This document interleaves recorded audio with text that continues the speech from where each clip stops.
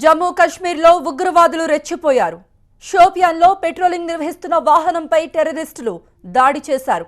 ఈ దాడిలో ఓ జవాన్ ప్రాణాలు కోల్పోగా 7 సైనికులకు తీవ్రంగా గాయాలయ్యాయి. అటాక్తో వెంటనే అలర్ట్ అయిన సైన్యం ఎదురు కాల్పులకు దిగింది. ఈ భీకర కాల్పుల్లో ఓ మహిళ కూడా మృతి చెందింది.